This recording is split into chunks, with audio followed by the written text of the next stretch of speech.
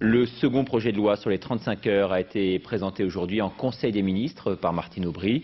Un texte qui a suscité des réserves du président de la République et d'une opposition qui se montre sceptique. Carole Coelho. Véritable cheval de bataille du gouvernement Jospin, le projet des 35 heures a du mal à voir le jour. Recalé une première fois, le gouvernement a dû refaire sa copie.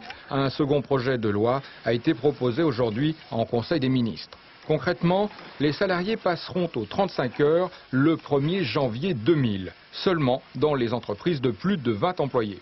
Dans les petites entreprises, il faudra attendre 2002. Sur la délicate question du SMIC, des mesures ont été prévues. Les salariés qui sont au SMIC vont bien sûr garder leur rémunération antérieure.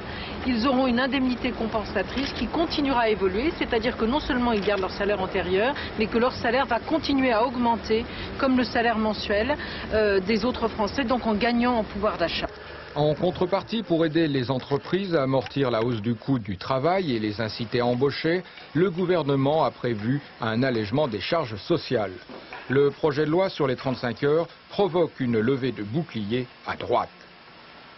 Il n'est pas du tout créateur d'emplois et il est très coûteux. Et en plus, il construit une véritable usine à gaz. C'est d'ailleurs les seules usines que les socialistes arrivent à construire. Ça ne fait pas appel à ceux qui, dans nos sociétés modernes, fondent le développement économique et le développement de l'emploi, c'est-à-dire la responsabilité. On ne peut plus bâtir aujourd'hui une croissance économique et le développement de notre société sur la base de la réglementation, de la rigidité de la loi, mais au contraire sur la confiance qu'on fait à l'initiative et à la responsabilité. Le projet de loi sera présenté en octobre lors de la prochaine session parlementaire. C'est une première.